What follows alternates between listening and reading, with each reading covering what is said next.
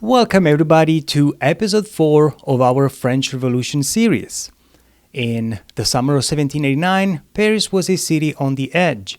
Hunger, fear, and anger filled the streets. The people were no longer willing to suffer in silence. What started as a scattered protest quickly grew into a full uprising. And the moment that would change history was only hours away. This is the story of how ordinary citizens took a stand against a king and helped spark a revolution that would shake the foundations of the reign, and of course also of the known world at the time. On July 13th, 1789, the popular revolution spread across Paris in many forms. This is the beginning of something greater that ordinary people would have never imagined at the time.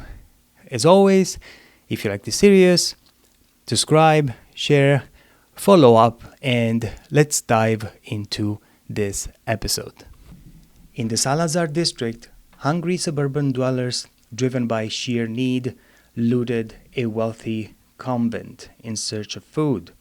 At Place Louis XV, the city square, another crowd moved to seize unused weapons from a royal warehouse, determined to arm themselves against the king's forces. Meanwhile, at the Hôtel de Ville, Paris City Hall, and across the square at Place de Grève, a different kind of uprising was unfolding. The bourgeois delegates, led by Jean-Baptiste Bailly, founded the Commune of Paris, a brand new city council. Their first act, recruiting several thousand volunteers to form an armed municipal guard. By the early hours of July 14, Paris's people, no matter their station, shared one goal. The mood was to arm themselves against the royal troops by any means necessary. While the city suburbs organized volunteers from the newly formed municipal guards reached Les Invalides, a military hospital and arms depot. There, they seized over 30,000 rifles and a dozen cannons. At the same time, workers from the Saint-Antoine district, tough and seasoned by poverty, marched toward a different target, the Bastille. They needed gunpowder. But the Bastille was more than a fortress and more than a prison. It stood as a symbol of royal military power looming over the city. If Paris was to stand a chance, the Bastille had to fall. At first, there were hundreds, but soon the crowd swelled to thousands. Inside the Bastille, Governor Bernard-René de Launay faced impossible odds. Born inside its stone walls, the son of a former keeper, de Launay now commanded a garrison of just 114 men. Most were elderly invalid soldiers, backed only by a small detachment of Swiss guards. Supplies were limited, and loyalty was uncertain. As the armed Parisians gathered outside, de Launay tried to negotiate. Where talks stalled, he threatened to ignite the fortress's gunpowder stores if the crowd dared to storm the gates. But the standoff broke. De Launay gave the order. His troops opened fire on the crowd, killing dozens.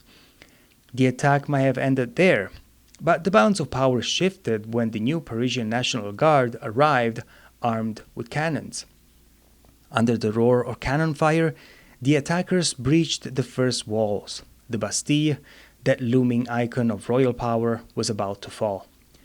Today we call them heroes, but on July 14, 1789, they were just ordinary people: tailors, cobblers, shoemakers, carpenters, even monks in their robes.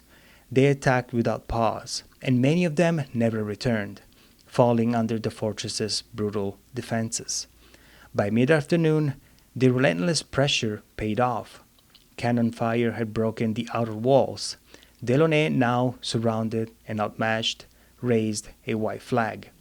He surrendered, promising safety for his men. But Paris was past promises. The crowd seized de Launay. They dragged him through the streets to Place de Grève, right in front of the Hôtel de Ville. There, rage overtook restraint. De Launay was beaten, stabbed, lynched, his head lifted high on a pike. a chilling symbol. The old order was cracking.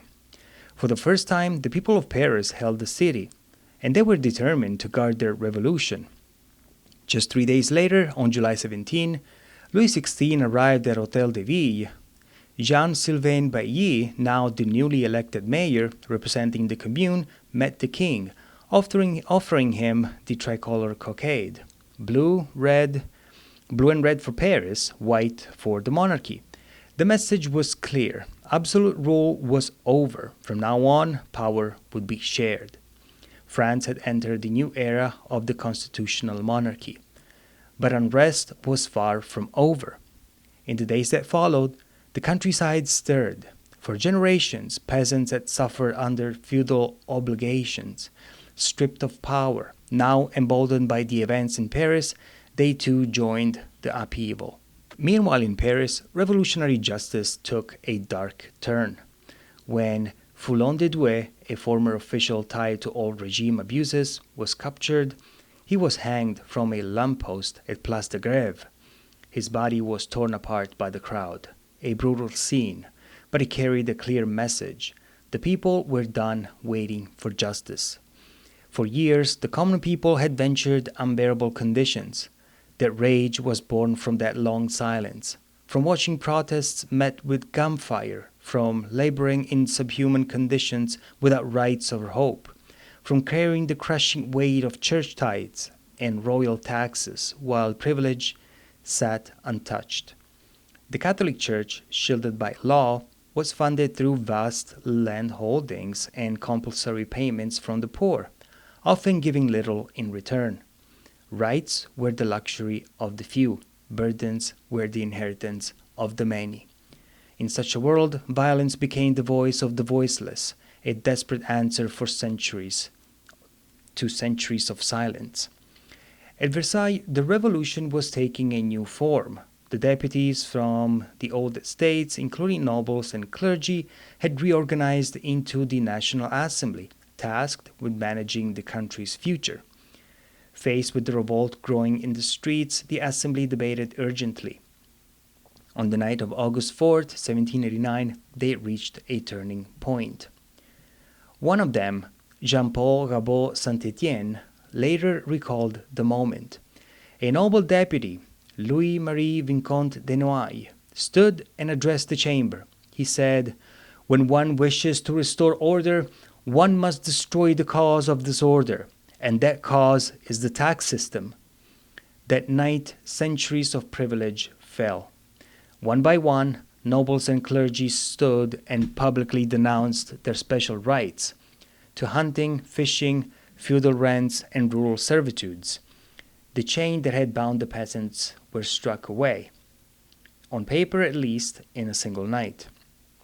Then, on August 26, the Assembly made history. They published the Declaration of the Rights of Man and of the Citizen. The opening lines were a thunderclap. "The representative of the people of France, assembled in the National Assembly, hereby establish by the solemn declaration the natural, sacred, and inalienable rights of man." Article 1 declared, "Men are born and remain free and equal in rights." Article 2 listed these rights plainly: liberty, property, security, and resistance to oppression.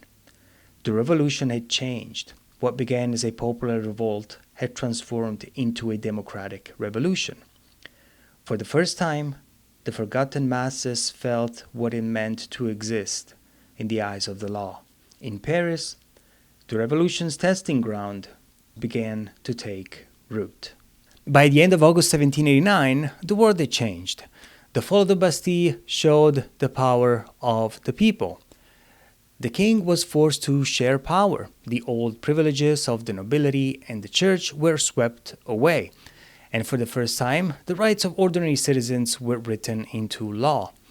But the road ahead will be anything but peaceful. In the next episode, hunger drives the people straight to the palace gates.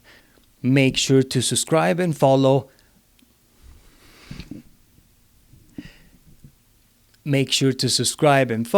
As the revolution moves forward. This is it for episode 4. Thank you very much for listening or watching, and I will see you next time. Bye, everyone.